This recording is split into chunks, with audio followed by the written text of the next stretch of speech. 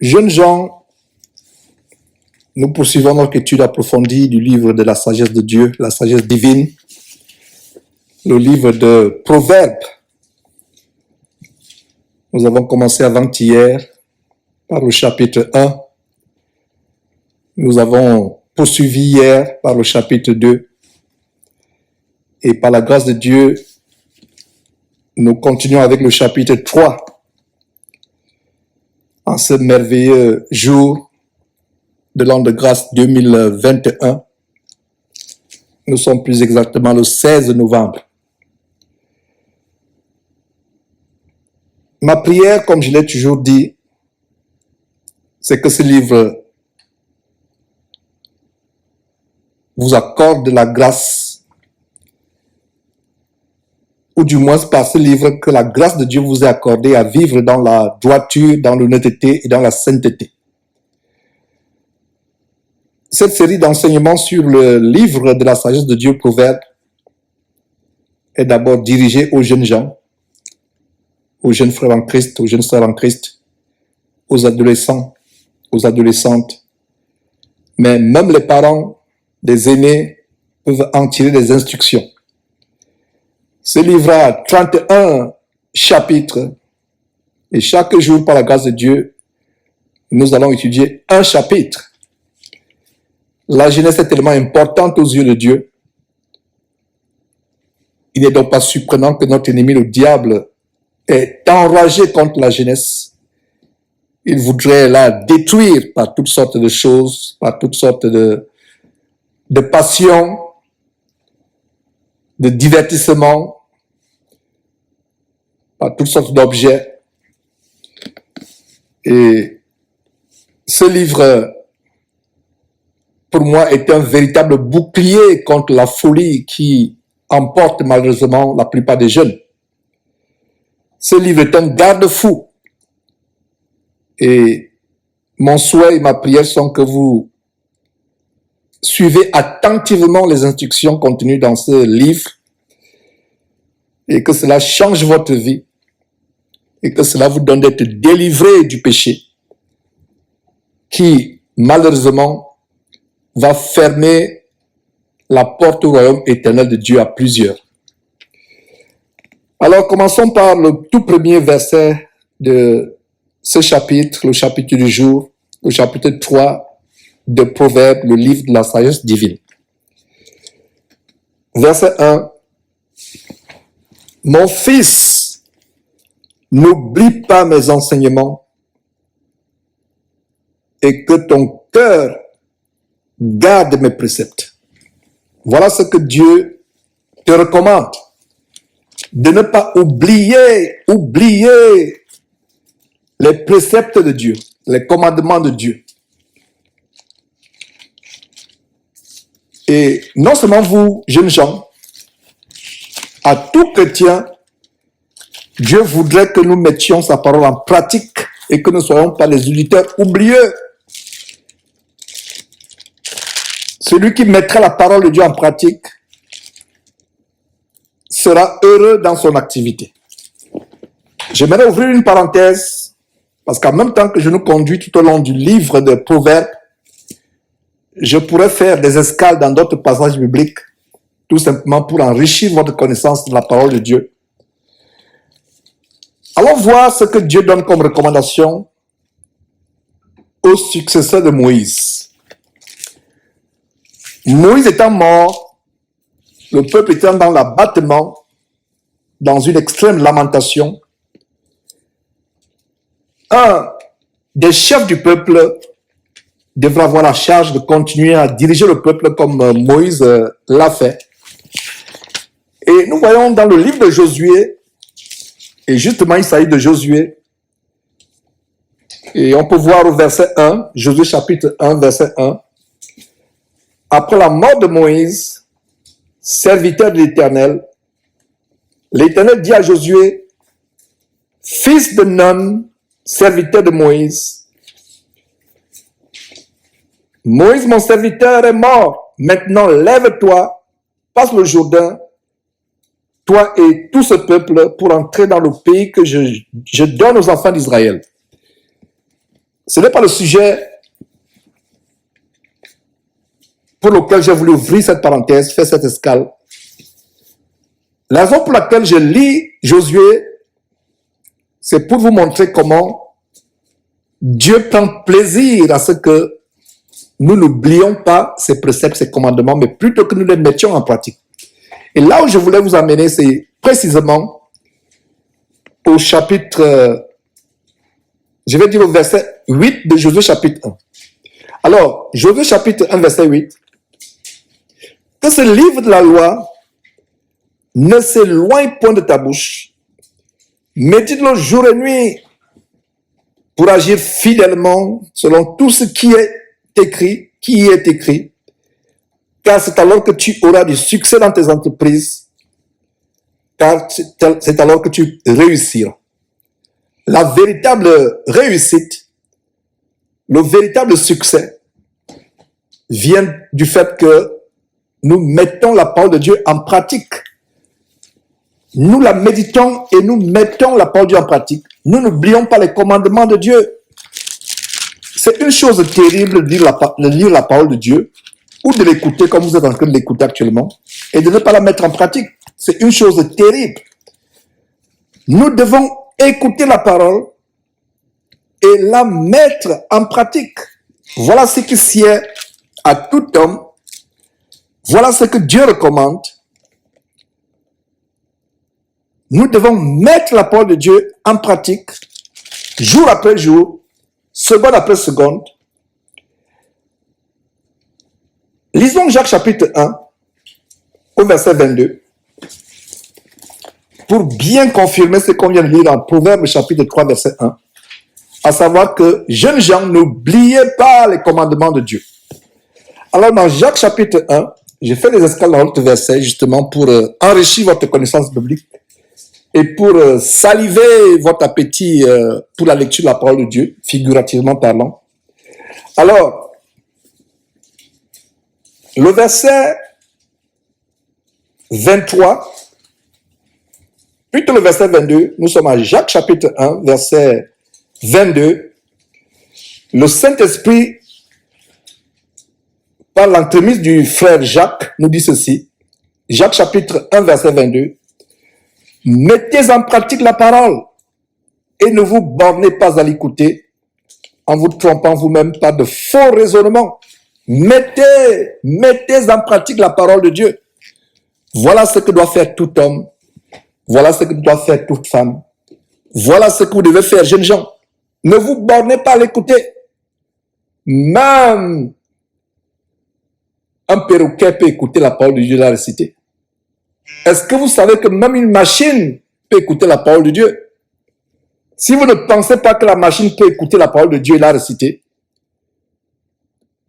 prenez votre téléphone, appuyez sur enregistrement ou sur record en anglais. Faites passer la parole de Dieu, mettez stop et ensuite appuyez ce que vous avez enregistré. La machine va répéter ce que la parole de Dieu disait. Donc, même une machine, même un appareil peut répéter la parole, même un perroquet. Donc, beaucoup de personnes récitent la parole sans la mettre en pratique. Ils la lisent sans la mettre en pratique. Nous devons arriver au point où nous ne nous limitons pas de lire la parole de Dieu. Nous ne nous limitons pas d'écouter la parole de Dieu. Parce qu'il y a beaucoup de personnes, ils écoutent la parole de Dieu jour après jour, semaine après semaine, mois après mois, année après année. Ils ne changent pas. Ils sont toujours, ils s'empilent d'ailleurs. Plus ils vont dans des réunions d'église, plus ils lisent la Bible, plus ils participent aux communions des saints, ils s'empilent.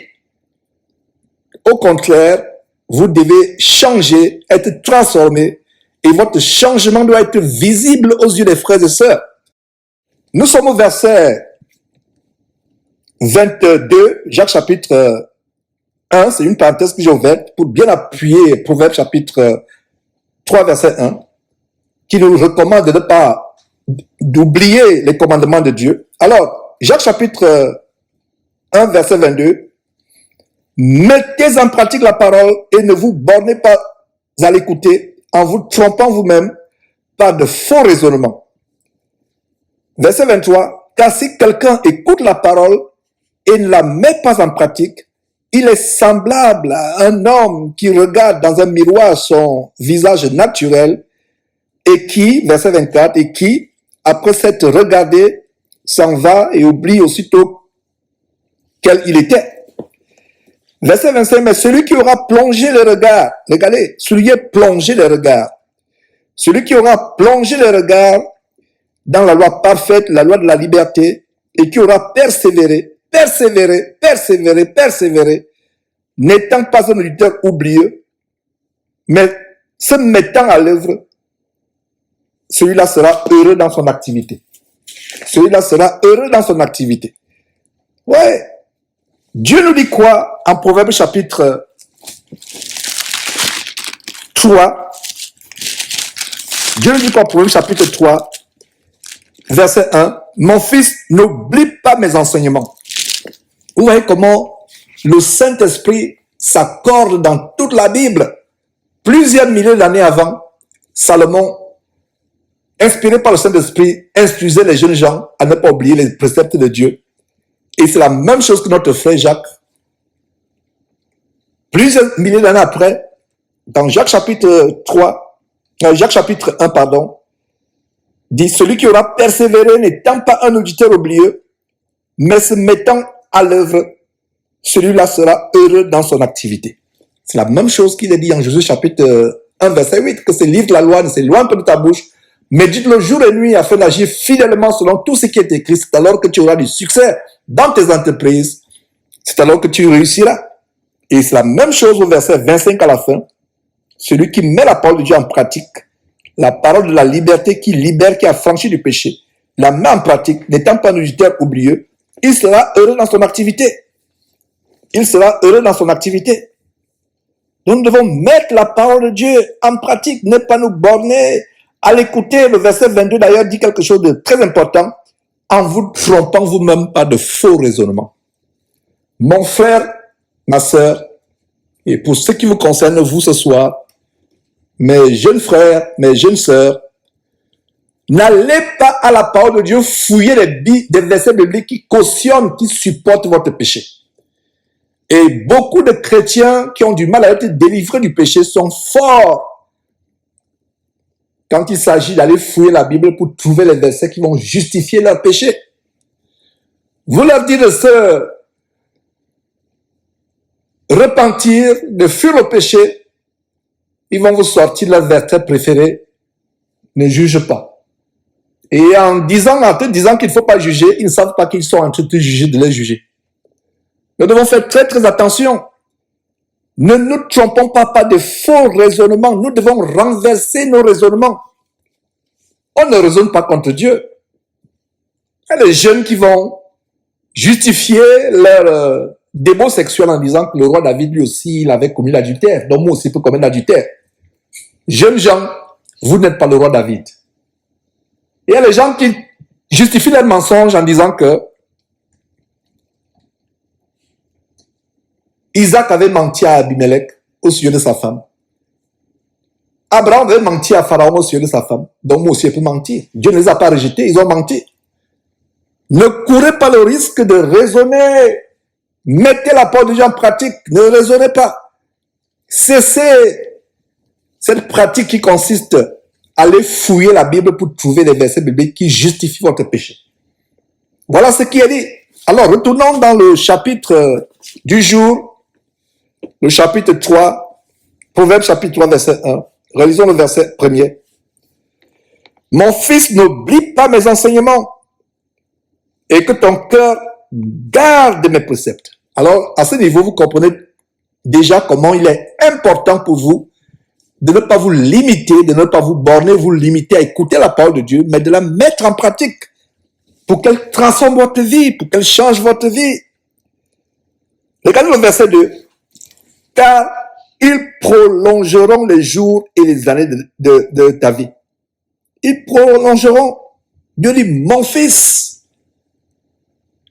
Comme je disais, heureux êtes-vous d'entendre ces choses. Personne ne m'avait enseigné ces choses. J'aurais bien voulu avoir un père qui me faisait asseoir pour m'enseigner ces choses. Mais heureux êtes-vous d'écouter ces choses, excusez-moi, ces paroles merveilleuses venant de notre Dieu. Et c'est aussi un grand défi. La honte sera à vous, pas à moi, si devenu grand, votre vie ne reflète pas ce que vous avez écouté tout au long de votre jeunesse, comme vous êtes en train de le faire actuellement. Et regardez une grande promesse, car ils prolongeront les jours et les années de ta vie. Qu'est-ce qui va prolonger les jours et les années de ta vie? Ce sont les enseignements de Dieu. Est-ce que vous savez, mes frères et sœurs, que beaucoup de morts prématurées sont dues au péché? Beaucoup de jeunes meurent à la fleur de l'âge. Ils n'atteignent pas 20 ans, ils n'atteignent pas 30 ans, ils n'atteignent pas 40 ans. À cause de quoi? À cause du péché. Et rappelez-vous, avant-hier, à l'occasion du chapitre de l'étude approfondie, verset après verset, du chapitre 1er de Proverbes, nous avons vu quelque chose de tellement grand, une promesse qui est attachée aux enfants qui obéissent à leurs parents. On a vu cela à titre de rappel, je le dis à titre de rappel, en Éphésiens chapitre 5, au verset 1er, enfants, obéissez à vos parents selon le Seigneur, car cela est juste. Verset 1, verset 2, honore ton père, honore ton père et ta mère, selon le premier commandement avec une promesse, afin que tu sois heureux et que tu vives longtemps sur la terre. Voilà, longtemps sur la terre. Voilà comment le Saint-Esprit, parlant des milliers d'années avant par le roi Salomon, dit la même chose par l'apôtre Paul écrivant aux Éphésiens. La même chose. Si vous mettez ces enseignements en pratique, c'est la longue vie pour vous. Voilà le secret de la longue vie. Je suivais des documentaires sur des recherches de longévité. Il y a même une ville au Japon où les gens vivent jusqu'à 100 ans. Plus de 100 ans. Presque tout le monde dans ce village japonais vit jusqu'à 100 ans. Alors les chercheurs ont fait des recherches et selon eux, se sont rendus compte que c'est parce que ces Japonais mangent un fruit spécifique. Et voilà, tous les produits cosmétiques, tous les chercheurs, l'industrie des produits rajeunissants ou les produits anti-vieillesse ou les produits de longévité, ils sont rués dans ce village pour prendre, je ne sais pas, cette écorce ou ce fruit pour l'écraser et vendre à travers le monde, soit disant que en buvant ça tous les matins, vous aurez la longévité, la vitalité. Et si vous faites des recherches, vous n'avez d'ailleurs pas fait de recherches, concentrez-vous plutôt à lire beaucoup votre parole de Dieu, la Bible. Mais il y a des gens qui, au travers des siècles, surtout des magiciens et des sorciers, faisaient des incantations pour découvrir l'élixir de jouvence. Un élixir, c'est un produit de sorcellerie, une mixture magique.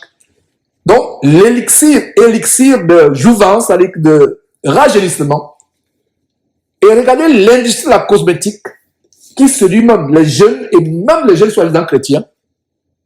Les produits anti-rides, les produits pour avoir une poitrine qui ne tombera pas vite, pour avoir des fesses qui seront dures pendant de longues périodes, etc. Les cuisses bien affermies, des produits anti-rides. L'homme voudrait être jeune. L'homme voudrait vivre éternellement. Mais nous découvrons un grand secret de la longévité, qui est au verset 2. Le secret, c'est quoi? Ils prolongeront les jours et les années de ta vie. Voilà le secret. Donc, s'il y a des gens parmi les aînés, les parents qui suivront cet enseignement, parce que cet enseignement n'est pas seulement pour les jeunes, les parents peuvent aussi le suivre. Donc, si, parents, vous avez acheté des produits de rajeunissement, des produits anti-rides, anti-vieillissement, les produits pour ralentir le blanchiment de vos cheveux, alors que la parole de Dieu dit que les cheveux blancs sont la couronne du vieillard, Mais beaucoup de personnes aujourd'hui, y compris les chrétiens, ont honte d'avoir les cheveux blancs. Quand les cheveux blancs commencent à pousser, on veut les cacher. On commence à teindre les cheveux. Et voilà, les cheveux qui sont blancs sont teints par des produits chimiques. Et puisqu'il y aura la repousse, voilà, les cheveux, au lieu d'être blancs, deviennent marrons, etc. On cache son âge. On a honte de donner son âge. L'homme veut vivre éternellement. L'homme ne veut pas mourir. Mais l'homme ne comprend pas que pour vivre éternellement, il faut aller vers celui qui a le secret de la vie éternelle, qui est Jésus-Christ. Voilà le secret. Et c'est pour ça que je vous disais que si les gens, tout le monde entier connaissait Dieu, les universités et les écoles à travers le monde auraient pour seul livre la Bible. La Bible. Voilà un cours de cosmétique, mais pas la cosmétique selon le monde. Voilà un cours de beauté que je viens de vous enseigner pour ceux qui veulent être jeunes éternellement, à savoir sur la base du verset 2, Proverbe chapitre 3, verset 2, les enseignements de l'Éternel prolongeront les jours et les années de ta vie. Voilà le secret de la vie éternelle. Non seulement prolonger tes jours sur terre, pour ceux qui veulent vivre longtemps sur terre, mais jusqu'à l'éternité. Pourquoi pensez-vous que quand Dieu crée Adam et Ève et ceux qui ont succédé à Adam et Ève, leurs descendants proches, pourquoi pensez-vous qu'ils vivaient longtemps? Pourquoi pensez-vous qu'ils vivaient longtemps? Mathusala, Abel, qui a été tué par Caïn, Caïn lui-même, qui, malgré le fait qu'il a tué son frère, Dieu lui a fait accorder une miséricorde afin que personne ne puisse le tuer. Il vivait longtemps. Noé et tous les gens de sa génération vivaient longtemps. Mais au fur et à mesure que les siècles passaient, les années, les siècles passaient, la longévité diminuait. Parce que le péché ne faisait que s'accroître. Le péché ne faisait que s'accroître. C'est pour ça qu'aujourd'hui, c'est difficile de voir les jeunes qui vivent longtemps. Par leur folie, ils meurent de manière prématurée. Soit ils attrapent les maladies à cause de la sexualité désordonnée. Alors que le seul endroit où vous devez, vous jeunes, exercer votre sexualité, c'est dans le cadre du mariage. Pas avant le mariage, pas hors mariage. Si vous n'êtes pas marié, c'est même un péché de penser seulement une seule seconde à votre sexualité. C'est un péché. Les jeunes meurent prématurément à cause du péché. Ils attrapent des maladies vénériennes à cause du péché. J'étais tellement choqué il y a quelques jours, et d'ailleurs nous avons publié cette vidéo, de ce bordel en Vienne, en Autriche, où on appâte, on amorce les hommes pécheurs en leur disant, si vous vous faites vacciner, vous aurez 30 minutes de plaisir avec la prostituée de votre choix. Alors, en réfléchissant, je me suis dit, ils vont se faire vacciner contre le Covid-19 pour aller attraper la gonococcie ou la syphilis. Incroyable! Regardez comment le monde est idiot, est bête. Ils vont se vacciner, soi-disant, pour se protéger du Covid-19, mais en se vaccinant, ils vont prendre des maladies telles que l'herpès, la gonococcie, la syphilis, l'hépatite B. Ils vont se vacciner contre le Covid, mais vont prendre d'autres maladies.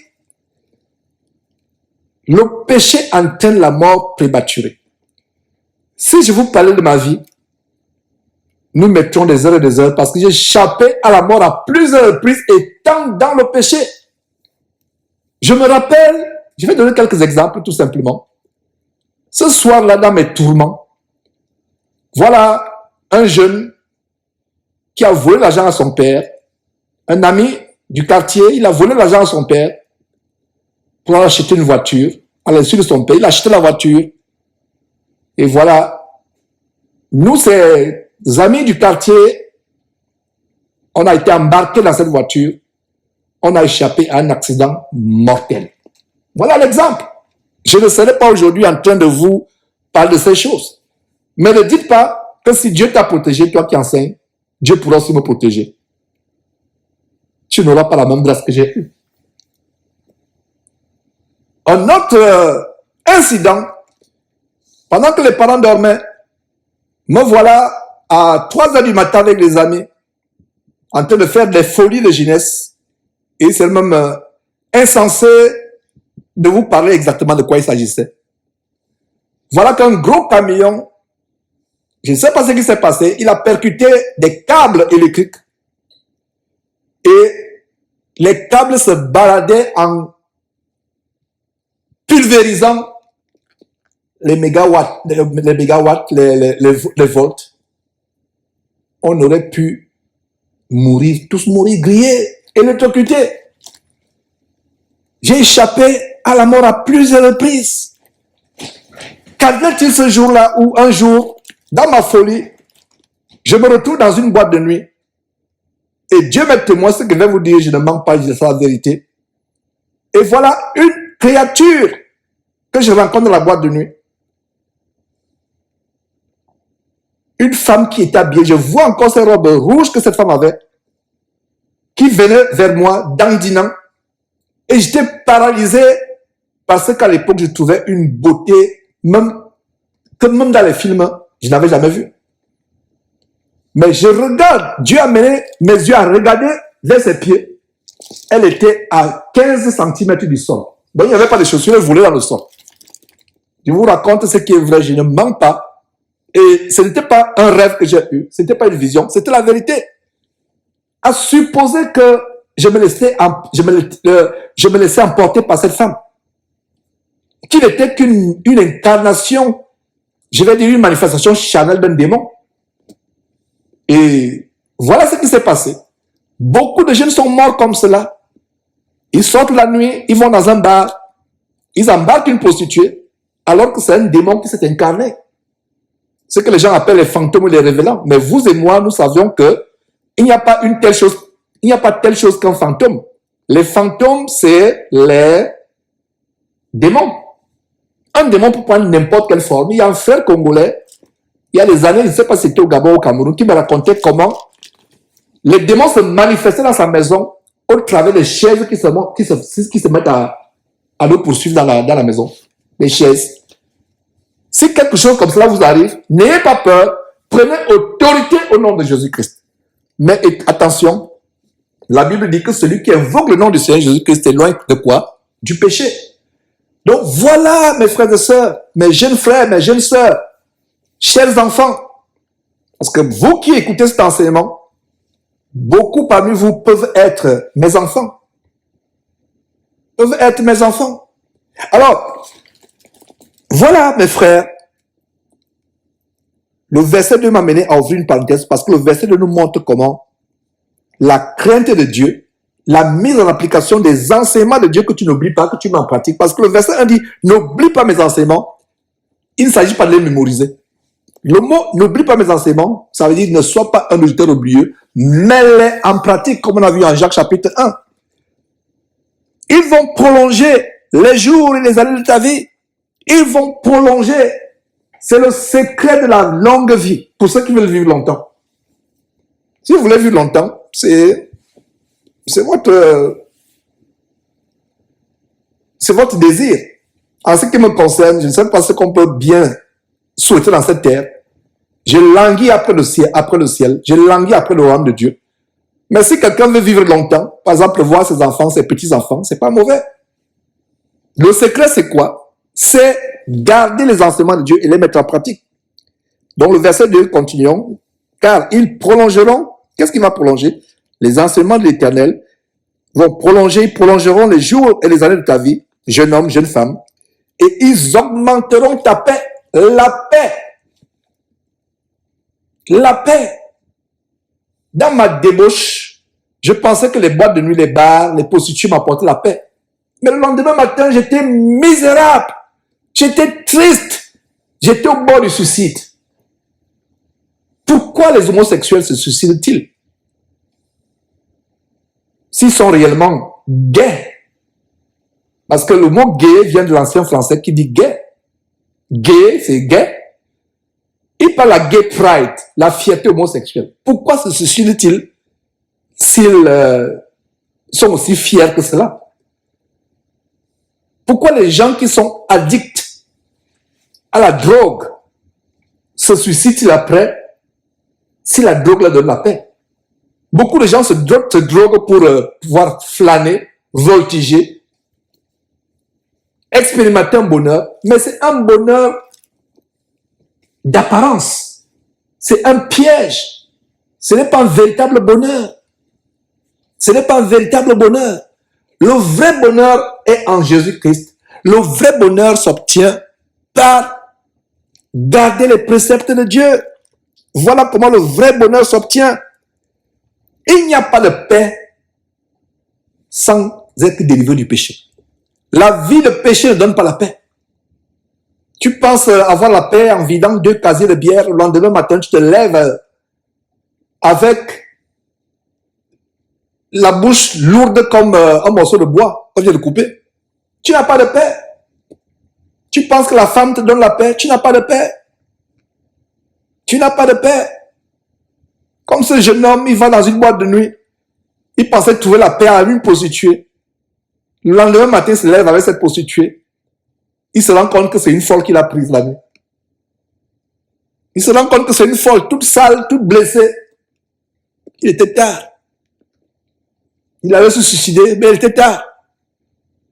Il n'y a pas de paix quand on commet le péché. Ces enseignements, jeunes gens, c'est pour vous montrer que la voie du péché ne donne pas la paix. Même l'argent ne donne pas la paix. Pourquoi les riches se suicident-ils? Pourquoi les grands acteurs de cinéma que vous pensez être beaux, ces actrices que vous pensez être belles, que vous pensez être heureux au travers de feuilletons pour vous qui regardez encore la télévision, pourquoi ils se suicident-ils? Ce n'est qu'un leurre. Ce n'est qu'un leurre. Vous qui êtes ici aux États-Unis, peut-être que vous êtes jeune pour comprendre comment certains acteurs célèbres que vos aînés adulaires n'étant pas convertis se sont suicidés à cause sont morts à cause soit d'un suicide, soit à cause de l'abus de la cocaïne qu'ils utilisaient pour leur donner la paix. Alors, verset 3, que la bonté et la fidélité ne t'abandonnent pas. La bonté et la fidélité. Sois fidèle. Dieu est fidèle. Malheureusement, nous les hommes, nous ses fils et ses filles ne sommes pas fidèles. La bonté, soit bon. Même si quelqu'un t'a fait du mal, ne cherche pas à te venger. Ne cherche pas à rendre le mal par le mal. Quelqu'un a insulté ta mère. Quelqu'un fait du mal à ton père. Quelqu'un fait du mal à ton frère. Quelqu'un t'a même fait du mal à toi. Pardonne. Si Dieu nous a pardonné, nous qui étions pécheurs, s'il a envoyé son fils Jésus-Christ mourir sur la croix, nous devons aussi avoir cette bonté, même envers nos ennemis. Ne jamais souhaiter la mort de nos ennemis. Ne jamais nous venger. Alors, que la bonté et la fidélité ne t'abandonnent pas. Lis-les à ton cou. Écris-les sur la table de ton cœur. Lis-les à ton cou. Pour ceux qui portent les bijoux, vous voyez là sa chaînette en or autour de son cou. La véritable chaînette en or que mon jeune frère, ma jeune sœur, tu dois voir à partir d'aujourd'hui, sur la base de ce verset 3, c'est la bonté et la fidélité. Voilà ta chaînette en or. D'autres se sont tatoués. Dieu nous parle d'un tatouage. Il doit te faire tatouer sur les cuisses, sur les fesses, sur le dos, sur le ventre. Tatoue la bonté et la fidélité sur ton cœur. Aucun homme ne peut réussir le tatouage sur le cœur, n'est-ce pas? Il faudrait ouvrir le cœur et tatouer sur le cœur. Et pendant que le tatoueur va tatouer sur le cœur, la personne serait déjà morte, n'est-ce pas? Mais la seule manière par laquelle nous pouvons tatouer, et Dieu nous recommande de faire un seul tatouage, c'est tatouer ou écrire. Parce qu'écrire sur le corps, c'est tatouer. Écrire sur la table de ton cœur la bonté et la fidélité. Verset 4. Si tu le fais, tu acquérir, c'est un français compliqué pour obtenir. Tu acquérir, ou tu obtiendras, tu auras, tu acquéras ainsi de la grâce et une raison saine, pas une raison folle, pas une raison débridée. Alors, tu acquéras ainsi de la grâce et une raison saine aux yeux de Dieu et des hommes. Aux yeux de Dieu et des hommes. Dieu sera content de toi et les hommes autour de toi vont te respecter. Comme le frère, je ne sais pas si le frère Modeste ou un frère racontait l'histoire de comment des jeunes se comportaient de manière pieuse dans un environnement, je ne sais pas s'il me rappelle très bien, c'est un environnement académique. Ils se comportaient très bien. Apparemment, on se moquait d'eux. Visiblement, on se moquait d'eux. Mais derrière, on reconnaissait que ces gens sont sur la bonne voie. On avait du respect pour eux. Derrière leur dos, on les respectait. Mais le diable amenait les moqueurs tourmentés à se railler d'eux, se moquer d'eux. Mais en même temps qu'on se moquait d'eux, en même temps, on reconnaissait qu'ils étaient différents des autres. Et quand quelqu'un a un problème, quelqu'un qui se moque du jeune chrétien qui est pieux, qui a la crainte de Dieu, on se moque de lui publiquement, mais c'est l'une des personnes qui se moque de lui. Quand cette personne se moquera des problèmes, il ira derrière, à l'insu des autres moqueurs, demander des conseils à celui qui vit droitement. Alors, verset 5, ça commence à être plus intéressant parce qu'il y a quelque chose de tellement important que tous les jeunes doivent comprendre. Verset 5, confie-toi à l'Éternel de tout ton cœur et ne t'appuie pas sur ta sagesse. Ah, je suis bon à l'école, je suis fort en mathématiques, je suis fort en sciences, en biologie, en médecine, je suis tellement fort, je suis intelligent. Ne te vante pas, jeune frère, jeune sœur. La Bible dit que notre te loue et non ta propre bouche. Confie-toi à l'Éternel de tout ton cœur et ne t'appuie pas sur ta sagesse. Ta sagesse à toi n'est rien. La seule sagesse qui compte, c'est celle que nous obtenons de Dieu. Verset 6, reconnais-le dans toutes tes voies et il aplanira tes sentiers. Ça veut dire quoi? Dans tout ce que tu entreprends, jeune homme, jeune femme, reconnais que c'est Dieu qui donne la force. C'est Dieu qui donne la force de te lever pour aller à l'école. C'est Dieu qui t'a donné ce stage que tu viens d'avoir. C'est Dieu qui t'a donné ce diplôme que tu viens d'avoir. C'est Dieu qui donne les moyens à tes parents de pouvoir t'inscrire dans telle université, dans tel lycée. Reconnais Dieu dans toutes tes voies. C'est pour ça que nous devons rendre grâce à Dieu pour toutes choses. D'abord pour le souffle de vie. Il y a les jeunes qui avaient les moyens, mais qui sont morts malgré les moyens. Il y avait les jeunes dont les parents avaient les moyens, mais les jeunes sont morts. Reconnais Dieu dans tout ce que tu entreprends. Reconnais-le. Reconnais que c'est lui qui est ta force. Reconnais que c'est Dieu qui te donne tout ce que tu as comme capacité. C'est Dieu qui donne à manger. Ce n'est pas le salaire de tes parents. Ce n'est pas le diplôme de tes parents. Ce n'est pas le statut social de tes parents. Ce n'est pas le compte bancaire de tes parents. Reconnais Dieu. Reconnais-le, verset 6. Reconnais-le dans toutes tes voies. Et plus tu reconnais Dieu, jeune frère, jeune sœur, plus il va planir tes voies. Ça veut dire que tout ce que tu vas entreprendre, tu vas réussir. Je ne suis pas un ancien de la prospérité ou de la réussite matérielle parce que j'en sais que notre vie est à venir, elle est au ciel. Mais Dieu ne se contredit pas dans sa parole. Dieu peut planir tes sentiers sur terre. Où les autres trouvent que les études sont compliquées, Dieu te fait passer aisément tous tes diplômes. Mais ne te vante pas. Ne sois pas enflé d'orgueil. Ne dis pas un jour, ce n'est pas Dieu qui m'a donné cette sagesse, c'est moi-même qui me l'a acquise. Faisons attention. Verset 7. Ne sois pas sage à tes propres yeux. Et voilà en détail la vantardise. Je suis ceci. J'ai réalisé cela. Je suis intelligent. Je suis fort au sport, au basket. Je suis tellement brillant. Ne sois pas sage à tes propres yeux. Crains l'Éternel et détourne-toi du mal. Crains l'Éternel et détourne-toi du mal. Crains l'Éternel et détourne-toi du mal. Mets en pratique ce verset 7. Crains l'Éternel.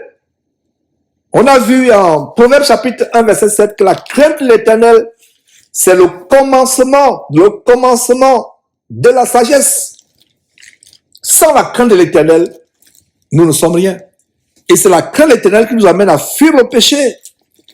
Alors, verset 7 à nouveau, ne sois point sage à tes propres yeux, crains l'Éternel et détourne-toi du mal. Verset 8, ce sera la santé pour tes muscles et un rafraîchissement pour tes os. Voilà un vaccin contre toutes les maladies.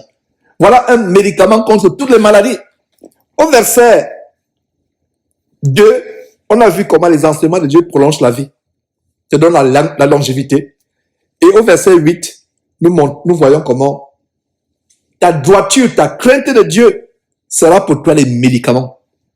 Sera pour toi un rafraîchissement pour tes os. Un rafraîchissement pour tes os. Beaucoup de maladies qui affectent les jeunes sont liées au péché. Allons du côté du sexe. Beaucoup de maladies liées à la lébosexuelle, l'hépatite B, la syphilis, le sida. Beaucoup de jeunes sont morts du sida. Il y a un jeune célèbre, Doukaga, qui est l'inventeur, entre guillemets, de la danse de rébellion coupé-décalé, si je ne me trompe pas. Un homme qui se vantait. L'avantage au point, quand il passe en route, c'est le cigare qui coin la rue, les voitures dernières qui décapotables. Ce homme est mort étant un squelette. Il y a tellement d'exemples. Qu'en est-il de l'Ivoirien qui est mort par accident de moto? J'ai oublié son nom. Il est mort par accident de moto, un célèbre, il avait un genre de musique bizarre. Quand il chantait, c'est comme si quelqu'un prenait de la ferraille et tapait sur un fût en tôle. Mais les jeunes aimaient cela. J'ai oublié son nom. Il est mort bêtement. Accident de moto. En Côte d'Ivoire, vous le connaissez. Il est mort. Sur le plan sexuel, il y a les maladies. Un jeune qui s'adonne au vin, à la bière, au whisky. Beaucoup de jeunes sont morts de la cirrhose de foie. La gloutonnerie, entre l'obésité.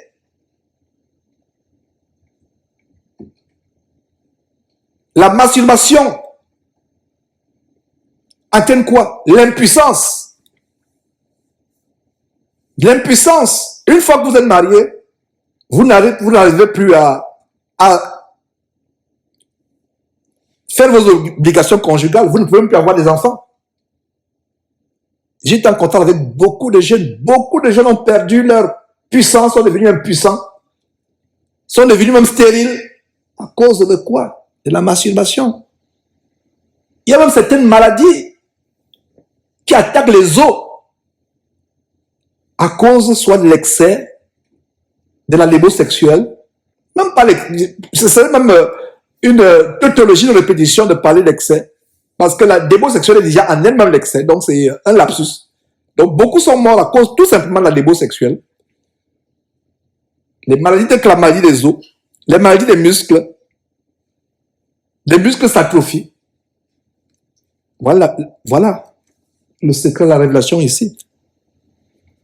La crainte de l'Éternel, au verset 8, sera quoi? La santé. Voilà le secret de la santé.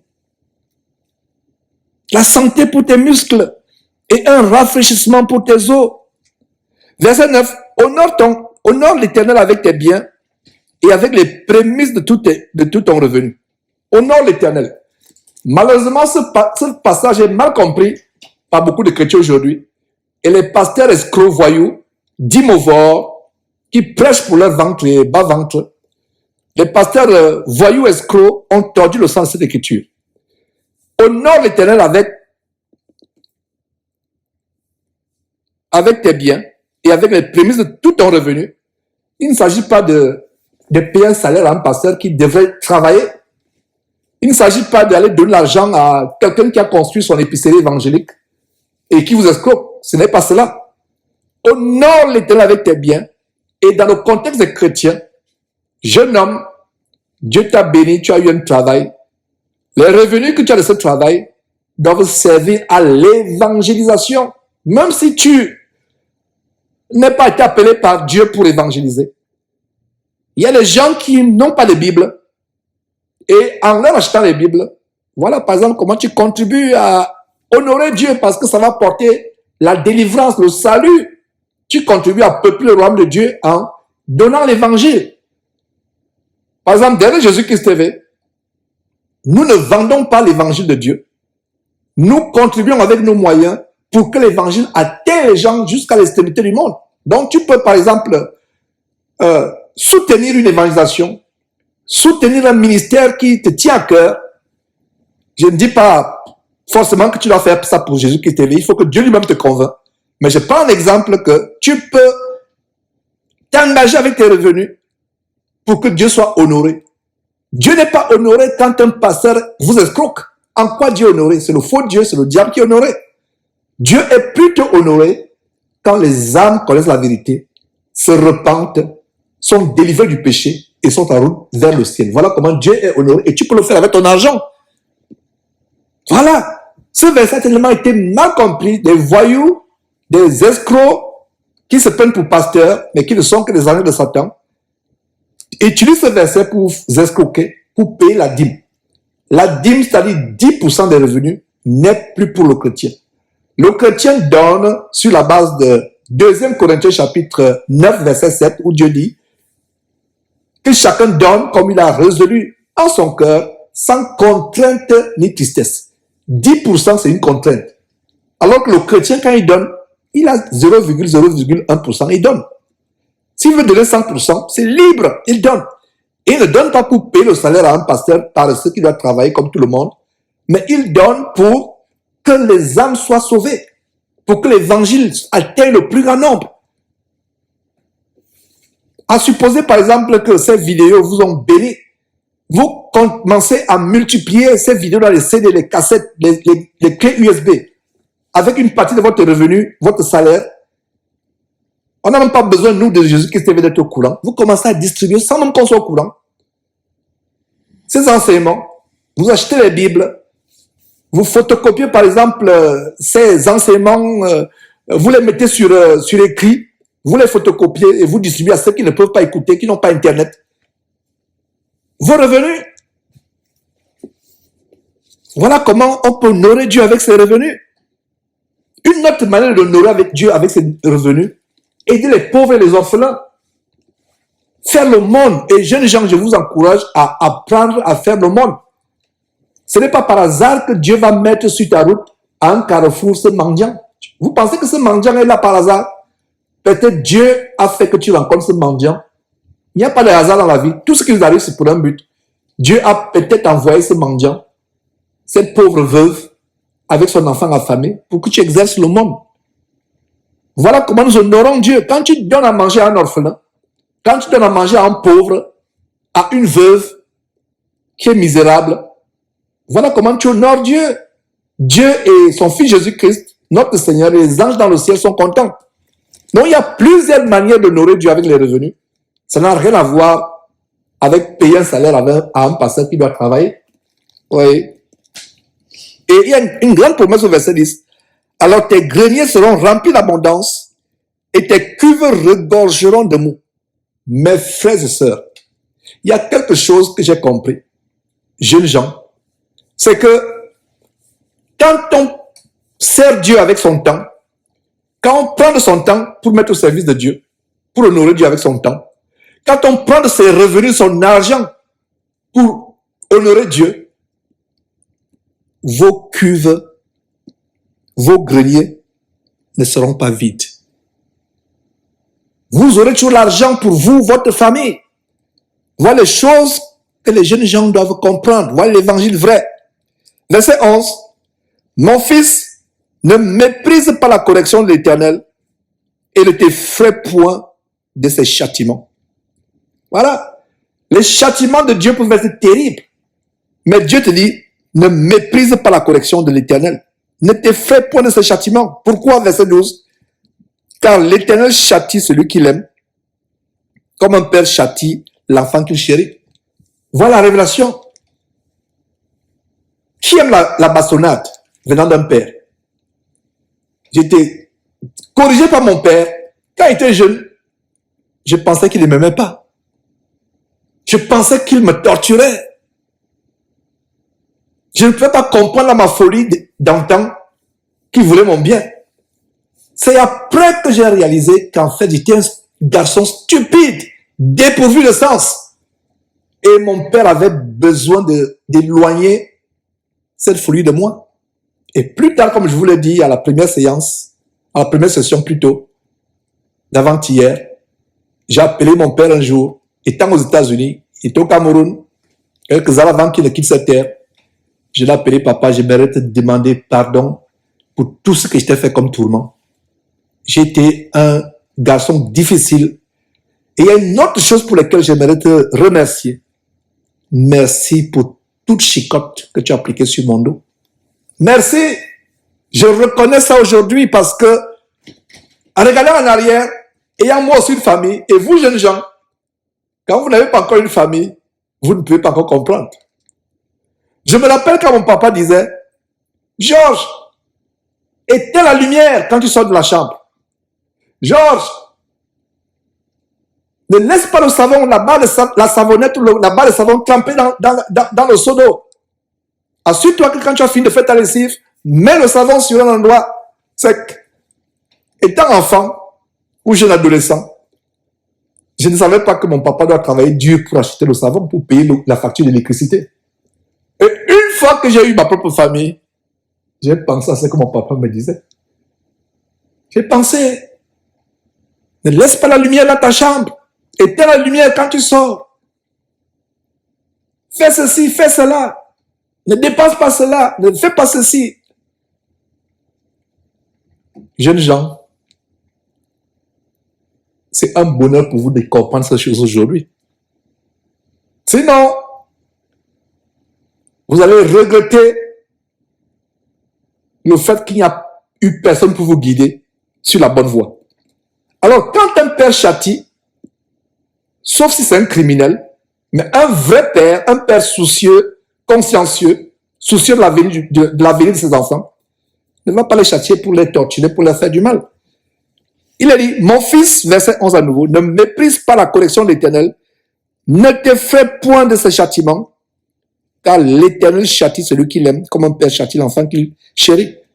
Les corrections de Dieu mènent vers la vie. Beaucoup parmi nous ont été châtiés, nous les aînés, nous vos aînés, ou grands frères, grandes sœurs, ou parents. Nous avons été châtiés. Certains parmi nous ont un châtiment qui vont porter jusqu'à la fin de leur jour. Qu'en est-il d'une femme, d'une jeune fille, étant adolescente, son papa lui disait, cesse d'avoir les mauvaises copines, cesse d'aller dans les bars, dans les boîtes de nuit.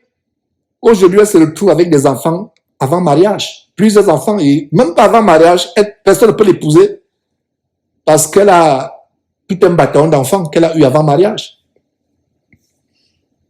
Qu'en est-il d'un jeune qui aurait pu apprendre un métier, aller à l'école, apprendre un métier, mais ayant bousillé sa vie, il se retrouve sans abri,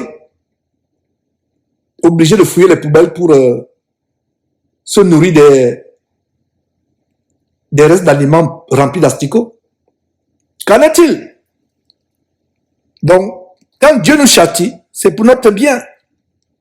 Verset 13. Heureux l'homme qui a trouvé la sagesse. Il n'est pas dit malheureux l'homme qui a trouvé la sagesse. Heureux l'homme qui a trouvé la sagesse, c'est l'homme qui possède l'intelligence. Car le gain qu'elle procure est préférable à celui de l'argent. Et le profit qu'on en tire vaut mieux que l'or. Le profit qu'on en tire vaut mieux que l'or. Voilà ce qui se passe. Quand on a trouvé la sagesse, quand on a trouvé l'intelligence et on la possède, la parole de Dieu dit que le gain que la sagesse et l'intelligence nous donnent l'intelligence et la sagesse divine venant de Dieu, c'est préférable, c'est plus important que l'argent. Le profit qu'on en tire vaut mieux que l'or. Vaut mieux que l'or. C'est quelque chose que les gens de ce monde ne peuvent pas comprendre. Parce qu'ils sont attachés aux choses matérielles. Mais j'espère que jeunes gens, vous comprenez que quand on a la sagesse de Dieu, quand on a l'intelligence de Dieu, c'est plus que toutes les perles de la terre, tous les trésors de la terre. Verset 15. Elle est plus précieuse que les perles. Elle a plus de valeur que tous les objets de prix. Verset 16. Dans sa droite est une longue vie, encore la longue vie. Est-ce que c'est par hasard que Dieu insiste sur la longue vie? Est-ce que c'est par hasard? Au verset 2, Dieu parle de comment ses enseignements à lui vont prolonger tes jours et les années de ta vie. Et c'est la même chose au verset 16. Il y a dans l'intelligence de Dieu, dans la sagesse de Dieu, dans la droite de Dieu, il y a une longue vie. Dans sa gauche, la richesse et la gloire. Et pour nous chrétiens, la richesse et la gloire, c'est le royaume éternel de Dieu. Verset 17. Ses voies sont des voies agréables. Et tous ses sentiers sont paisibles. Jeunes gens, chers enfants, il y a une chose que je vais vous dire. Et si ça peut vous encourager, je serai tellement content. Ma vie n'a jamais été paisible que celle que j'ai aujourd'hui. Je n'ai jamais été aussi en paix. Et à vous, mes enfants, qui suivez également cet enseignement, je vous disais il y a quelques jours comment j'ai eu plus d'argent au Gabon. Avant de connaître mon épouse, votre mère. Mais je n'avais pas la paix que j'ai aujourd'hui. Alors peut-être que j'ai moins de revenus, mais je suis plus en paix. Plus en paix. Plus en paix. Une paix indescriptible, je ne changerai, pour rien au monde, cette paix, pour rien au monde, je la perdrai. J'aime la chair de poule au moment où je vous parle de cela. C'est pas l'argent qui donne la paix. C'est pas le statut social qui donne la paix. C'est pour ça que quand nous enseignons ces choses, les gens pensent qu'on est fou. Il faut qu'ils expérimentent ce qu'on expérimente pour qu'ils comprennent. La paix que j'ai, je ne l'ai jamais eue. Je ne pensais jamais l'avoir. J'avais beaucoup d'argent. Je vivais de bois de nuit en bois de nuit, dans la débauche, célibataire. Mais quand je rentrais le soir, quand je mets la tête sur la couette, je me mets à pleurer, je déteste ma vie. J'ai honte de ma vie. Je n'avais pas la paix. Je n'avais pas la paix. Et voilà, c'est ainsi que j'ai pris une décision un jour. Ma vie me dégoûtait. Ma vie me dégoûtait. Je passais le temps à pleurer. Je suis avec les amis. C'était comme ce qu'on appelle dans le troupeau de loups, il y a un leader. J'étais toujours leader, même dans la débauche. J'étais leader dans la débauche, dans la perversité. Un jour, j'ai fait cette prière à Dieu. J'ai dit, Seigneur Dieu, j'ai honte de ma vie. Je suis dégoûté de ma vie. Je n'aime pas ma vie. Je te fais une promesse. J'ai décidé de changer. J'ai envie de changer. J'ai fait cette promesse. Et j'ai dit, si je change, Seigneur Dieu, envoie-moi une compagne qui pourra me consoler et avec qui je vais te servir. Dieu m'est témoin, je ne mens pas. Dieu a exaucé ma prière plus tôt que je ne le pensais. Mon épouse, votre mère, Dieu l'a envoyé vers moi. Et voilà comment j'ai connu la paix jusqu'aujourd'hui.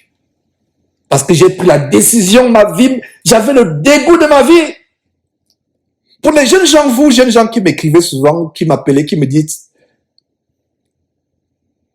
comment me débarrasser de la masturbation? Comment me débarrasser des jeux vidéo? Menteur. Tu aimes la masturbation, tu aimes les jeux vidéo.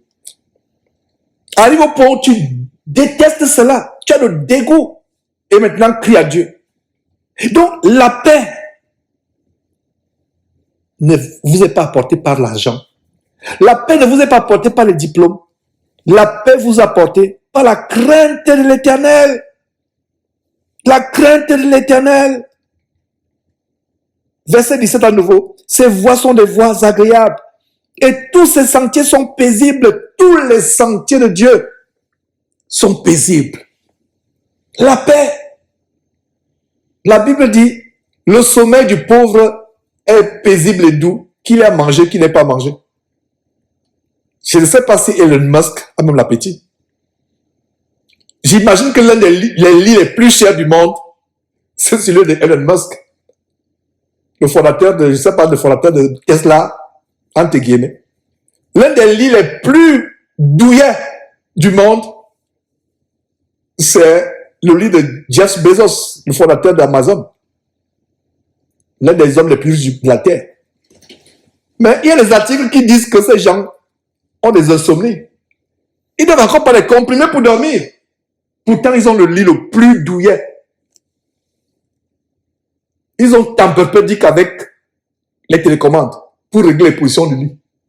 Tu appuies tchang, le lit monte. Tu appuies tchang, le lit descend. Ça se positionne très bien pour que tu mettes le cou. Tu sens un peu que tu as mal au cou là, tu appuies tchang, ça monte comme cela. Tu dors bien. Mais il y a certaines révélations selon lesquelles ils n'ont encore pas les comprimés pour dormir. L'argent n'achète pas le sommeil doux. L'argent n'achète pas l'appétit. Ils vont dans un restaurant. Pourquoi ils sont toujours maigres? Beaucoup de gens pensent que ces gens sont maigres parce qu'ils font le yoga. Ça peut être vrai. D'autres pensent qu'ils sont maigres parce qu'ils font le régime kétogénique. Ça peut être vrai. D'autres pensent qu'ils sont maigres parce qu'ils sont végétariens. Ça peut être vrai. Mais je vais vous révéler que la plupart sont maigres parce qu'ils n'ont pas d'appétit. Ils peuvent aller dans les meilleurs restaurants du monde. Ils peuvent aller dans les... Qu'est-ce qu'ils ne peuvent pas Qu'est-ce qu'ils ne peuvent pas s'offrir? Nos enfants, à nous, s'intéressent à la cuisine.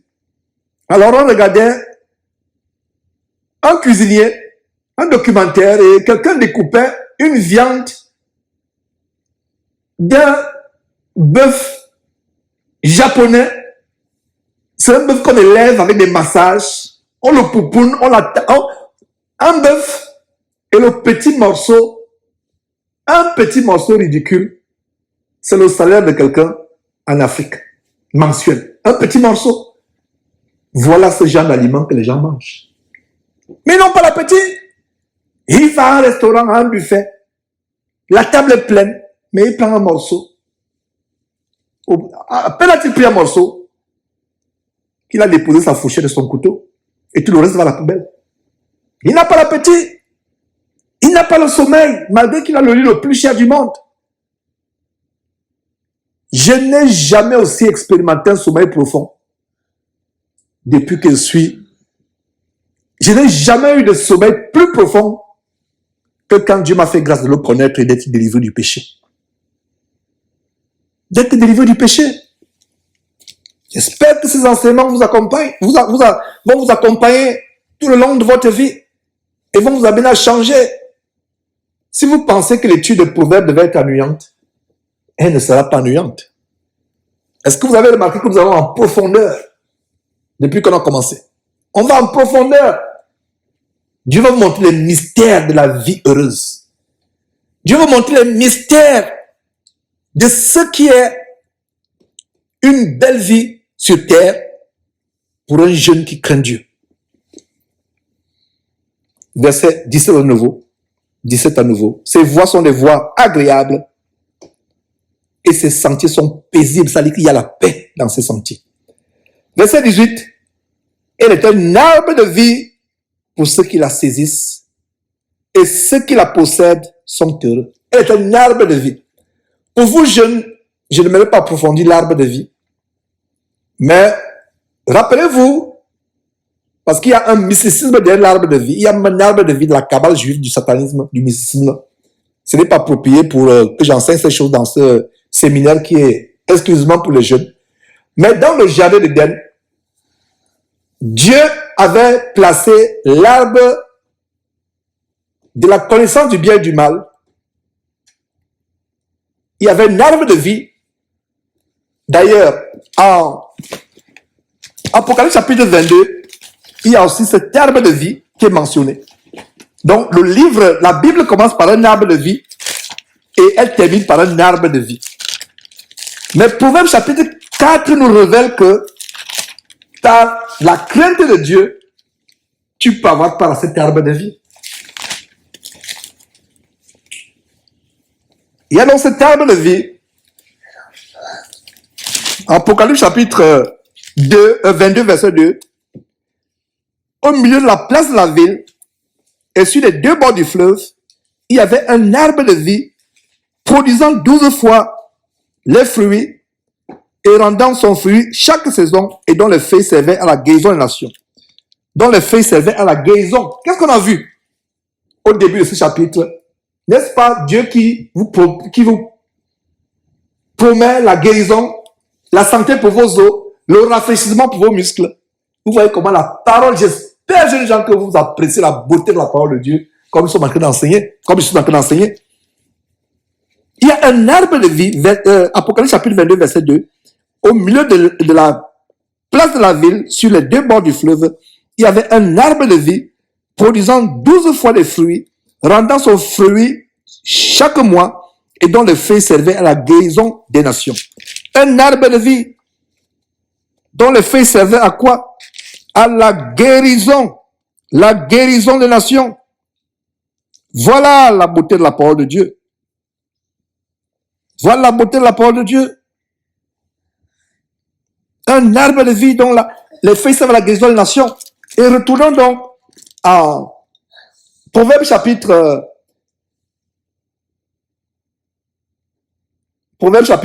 3. Elle est un arbre de vie pour ceux qui la saisissent. Et ceux qui la possèdent sont heureux. Ça, c'est la science de Dieu, la crainte de Dieu. La crainte de Dieu que nous sommes en train de voir. La sagesse de Dieu.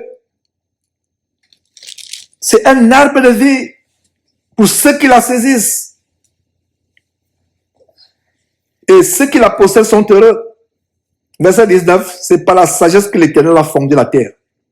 C'est par l'intelligence qu'il a fermé les cieux. Jeunes gens, étudiez vos leçons, mais sachez discerner ce qui est le mensonge dans ce qu'on vous enseigne. Le monde n'a pas été fondé, créé par le Big Bang, par la grande explosion. Votre ancêtre n'est pas une larve qui est devenue un lézard, le lézard est devenu, je ne sais pas, un poisson, le poisson est devenu plus tard, je ne sais pas, un chimpanzé, le chimpanzé est devenu un orang-outan, etc. Il est devenu un homme plus tard. C'est la sagesse de Dieu qui a fondé la terre. Donc il y a deux grandes théories qui s'affrontent, la théorie créationniste et la théorie évolutionniste. La théorie évolutionniste, n'est que la manifestation de la rébellion de Dieu. C'est la rébellion contre Dieu. La rébellion contre Dieu qui a commencé le jour depuis les temps anciens et qui s'est matérialisé avec la construction de la tour de Babel. Les gens voulaient inventer leur voie pour aller à Dieu.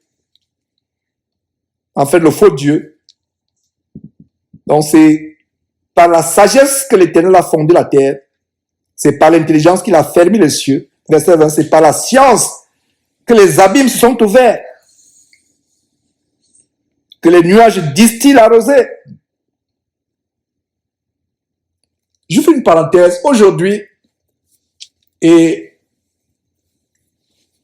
Jésus-Christ a commencé à mettre des vidéos qui exposent le grand plan diabolique de la grande réinitialisation des Zuckerberg, des Big Tech, Facebook et plus tard YouTube, Google, d'enfermer l'humanité dans un monde virtuel. Jeunes gens, prenez le temps d'apprécier la nature. Prenez le temps d'aller vous balader dans la forêt, au bord de la rivière, apprécier les nuages, apprécier le coucher du soleil. Apprécier le coucher du soleil. Il y a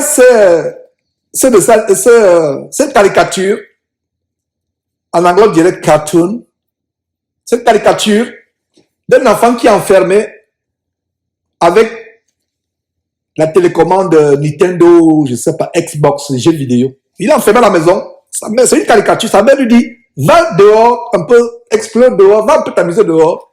Il va dehors, il se met à la fenêtre et il se dirige encore vers la télévision depuis le dehors avec sa télécommande Nintendo Xbox. Donc il va dehors, étant dehors, il dit à sa mère, tu vas dire dehors, mais je suis dehors dans la fenêtre en continuant à jouer. Jeunes gens, prenez le temps d'apprécier la nature que Dieu a créée. Allez au bord d'une rivière, allez à un parc, appréciez les arbres, appréciez le ciel, appréciez le coucher du soleil, appréciez la lune. Prenez le temps d'apprécier la nature que Dieu a créée, jeunes gens. Les satanistes veulent nous enfermer dans un monde virtuel. Ça a commencé avec Internet, les réseaux sociaux. Le prochain plan, c'est amener les gens à expérimenter la téléportation, le voyage dans le temps, la sortie astrale, la sortie du corps, des sciences diaboliques. Donc, j'ouvre cette parenthèse parce qu'on vient de voir comment Dieu a créé ce monde avec sa sagesse, les nuages qu'il d'ici l'a posé, les abîmes sont ouverts. Voilà, il a créé ce monde. Nous attendons un monde plus beau, merveilleux, les nouveaux cieux et la nouvelle terre. Mais évitez d'être enfermé dans un monde virtuel. Prenez le temps d'aller explorer la nature. Soyez curieux, jeunes gens. Respirez l'air pur, ne restez pas enfermés. Allez dehors, allez dans un parc, c'est possible. Heureux êtes-vous qui êtes encore dans les villages. Tout le monde veut aller dans les grandes villes. Tout le monde va aller à New York. Mais en ce qui me concerne, vivre dans une zone rurale, loin de Houston, est 1 milliard de fois plus préférable que vivre entouré de béton, d'acier et de vitres. Parce qu'au moins là où on vit, dans une zone rurale, on peut être plus rapproché de Dieu et éloigné de la pollution. Dieu n'a jamais voulu que les hommes s'agglutinent dans les grandes agglomérations, dans les villes. Les villes sont la manifestation de la rébellion contre Dieu. Mais s'il arrive, jeune homme, jeune femme, que ton travail t'a mis dans une grande ville, n'aie pas de remords, ne sois pas n'aie pas une mauvaise conscience. Mais ce que je veux dire, c'est que nous devons apprendre à apprécier la nature que Dieu a créée, à l'apprécier. Alors, poursuivons. Mon fils, Dieu le dit encore sur les enseignements, mon fils, que ces enseignements ne s'éloignent pas de tes yeux. C'est-à-dire qu'il faut lire la parole de Dieu, constamment la méditer, garde la sagesse et la réflexion. Verset 22, elles seront la vie de ton âme. Est-ce que vous avez remarqué que Dieu met de l'emphase? Ça veut dire quoi? Dieu répète, il répète, il répète. À un moment, vous avez l'impression que c'est la même chose qui se répète, Ce n'est pas en vain. Parce que c'est tellement important. Tout au long de ce mois, de ces 31 jours que nous allons passer ensemble en parcourant ce livre de la sagesse proverbe, j'aimerais que votre intelligence soit saturée, que vous soyez changés, qu'au sortir de ce séminaire, que vous soyez de nouvelles personnes. Voilà ma prière et mon vœu pour vous. Mon fils, garde ces enseignements et Mon fils, que ces enseignements, ne s'éloignent pas de tes yeux, garde la sagesse et la réflexion, et seront la vie de ton âme et l'ornement de ton cou. Alors tu marcheras avec assurance dans ton chemin, avec assurance, et ton pied ne heurtera pas. Dieu nous protège, nous assure la protection. Tu marches avec assurance. Je peux vous dire que quand on pêche, on perd l'assurance. Quand on pêche, on a même peur de prier. Quand on pêche, on n'a même pas d'aller à Dieu pour prier, pour demander quelque chose à Dieu. On commence à tituber. On n'a pas l'assurance, mais quand on garde la parole de Dieu, c'est avec assurance qu'on peut aller à Dieu dans la prière. C'est avec assurance qu'on peut marcher dans ce monde. Et Dieu nous garantit la protection.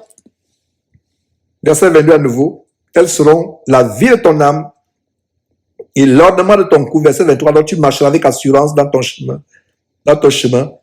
Et ton pied ne heurtera pas. Verset 24. Si tu te couches, tu seras sans crainte. Tu n'auras pas peur des sorciers la nuit. Tu n'auras pas peur des voleurs, des cambrioleurs. Voilà, mes frères et sœurs.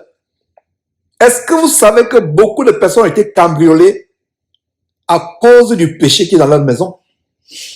Est-ce que vous savez que beaucoup de personnes ont eu des visites de démons dans la maison à cause du péché qui est dans la maison, soit les parents, soit les enfants? Il y a des personnes qui sont visitées par des voleurs à cause du péché. Voilà la révélation dans ce verset. Si tu te couches, tu seras sans crainte. Pourquoi? Parce que tu as la crainte de Dieu, tu t'éloignes du péché et tu gardes les commandements de Dieu. Verset 24 à nouveau. Si tu te couches, tu seras sans crainte. Tu n'auras pas peur des sorciers. Tu n'auras pas peur des démons. Tu n'auras pas peur des braqueurs, des voleurs, des cambrioleurs qui viendront casser ta porte. Tu n'auras pas peur. Si tu te couches, tu seras sans crainte. Et quand tu seras couché, ton sommeil sera doux. Je vous parlais de ça tout à l'heure. Les gens les plus riches de ce monde ne peuvent pas expérimenter ce que je suis en train de vous lire. Ils ont les lits les plus chers du monde, mais ils n'ont pas le sommeil doux. Le sommeil agité. Pire encore, ceux qui ont fait des pactes avec Satan pour être riches. Ils sont visités toutes les nuits par les démons. Je parlais un jour avec mon épouse. C'est pas, on était en train de penser à cette femme, célèbre aux États-Unis, dans le domaine de la chanson, mais qui supplie ses gardes de corps de ne pas s'éloigner d'elle quand elle dort la nuit. Parce que les démons viennent soit la battre, soit l'effrayer. Pourtant, c'est elle qui a fait le pacte avec ces démons. N'enviez pas les gens de ce monde. N'enviez pas les Elon Musk, Jeff Bezos et autres. Voir le fondateur de Apple, Steve Jobs. Et allons encore suivre la vidéo que nous avons postée sur Steve Jobs. Les confessions qu'on lui attribue pendant qu'il agonisait, pendant qu'il est mort. Il dit qu'il avait le lit le plus cher du monde, mais qu'il n'avait pas le sommeil. N'enviez pas ces gens, jeunes gens. La Bible dit que ton sommeil sera doux. Tu te couches, rien ne va t'attaquer. Même un serpent ne va pas t'approcher de ta maison, qu'il soit physique ou mystique. Un oiseau ailé, mystique, visible ou invisible, ou réel, ne va pas s'approcher pour te faire du mal. Ton sommeil sera doux, verset 25. Ne redoute ni une terreur soudaine, ni une attaque de la part des méchants.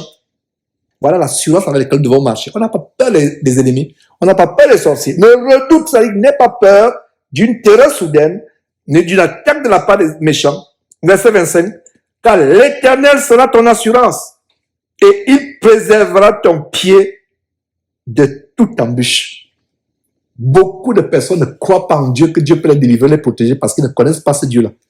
En lisant, voilà, vous découvrez que vous avez un Dieu qui peut vous protéger. Rien ne vous arrivera. Verset 26, car l'Éternel sera ton assurance. Il préservera ton pied de toute embûche ou de tout piège. Verset 27, ne refuse pas un bienfait à celui qui a droit. Quand tu as le pouvoir de l'accorder, ne dis pas à ton prochain, va et reviens, demain je donnerai, quand tu as de quoi donner. J'ai ouvert plus haut, il y a quelques minutes, une parenthèse sur comment les jeunes gens doivent apprendre à exercer l'aumône, l'hospitalité, la bienfaisance, le partage de leurs biens, être bon. Ne refuse pas un bienfait à celui qui a droit. Quand tu as le pouvoir de l'accorder, ne dis pas au prochain, va et reviens, demain je donnerai, alors que tu as de l'argent. Dis non, vraiment les temps sont durs, alors que tu as l'argent qui est déposé là, tu pourrais le lui donner. Et tu mens même. Oh, les temps sont durs. Je n'ai pas encore payé la scolarité des enfants. Alors que tu as déjà payé la scolarité des enfants. Et ils ont même en abondance. Tu as de l'argent pour donner. Tu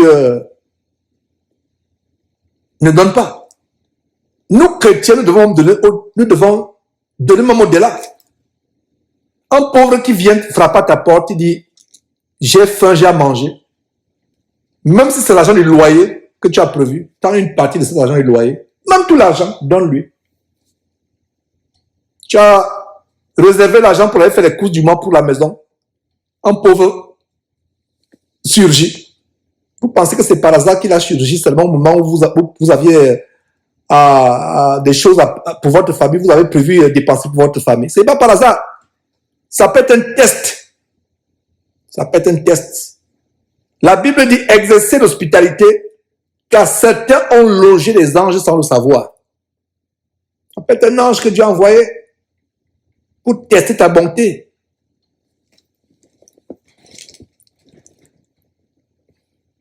Verset 29. Ne médite pas le mal contre ton prochain lorsqu'il demeure tranquillement près de toi. Quelqu'un ne t'arrive pas à faire de mal, tu es là, tu médites comment lui faire du mal, comment l'attaquer, comment le provoquer. Verset 30. Ne conteste pas sans motif avec quelqu'un lorsqu'il t'a fait le mal. Ne porte pas envie à l'homme violent et ne choisis aucune de ses voies. Jeunes gens, la voie de la violence entraîne la destruction, la ruine et même la mort. Soyez bons. Même si vous avez raison, arrivez au point où vous acceptez que vous avez tort.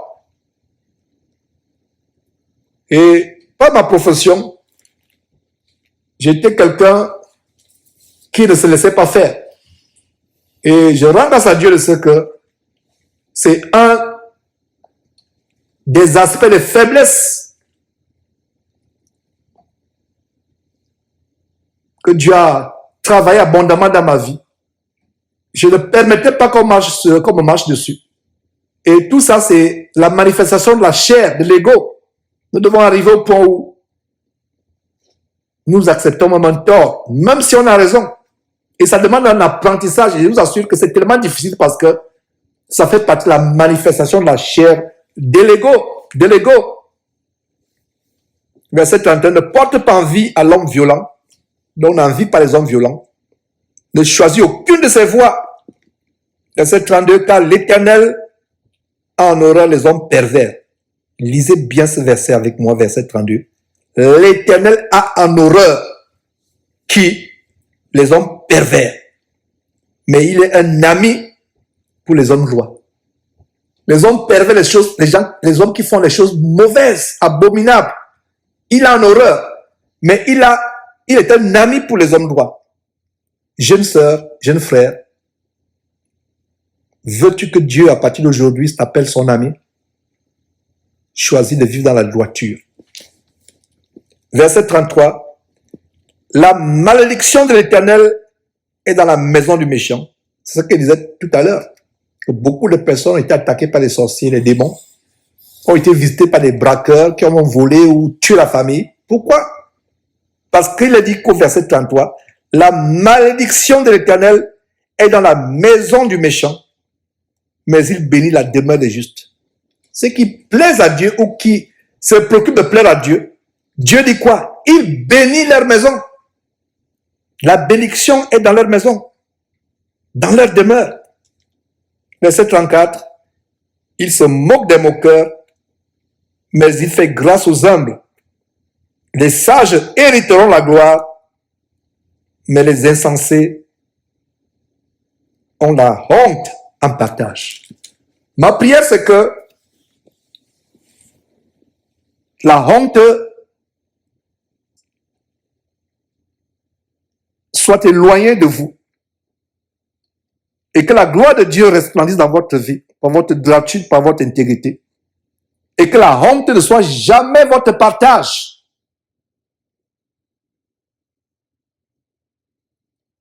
Et que ces préceptes que nous venons de voir vous conduisent vers le chemin de la vie éternelle que Jésus-Christ viendra manifester en son temps. Soyez bénis au nom de Jésus-Christ, vous qui entendez ces paroles. Prions. Éternel Dieu, merci infiniment pour ces exhortations à la jeunesse et même aux aînés qui peuvent en tirer des instructions pour leur vie. Seigneur, donne-nous d'être transformés par ces préceptes du livre de ta sagesse divine, de la sagesse divine venant de toi. Seigneur Dieu, délivre-nous du péché et de ses convoitises. Seigneur Dieu, éloigne toute malédiction que nous aurions à tirer sur nos vies du fait de nos égarements, de nos péchés. Donne à ces jeunes d'être transformés, Seigneur Dieu. Que ta grâce et ta paix, Seigneur Dieu, je t'en supplie, soient sur eux. Au nom de Jésus-Christ. Amen.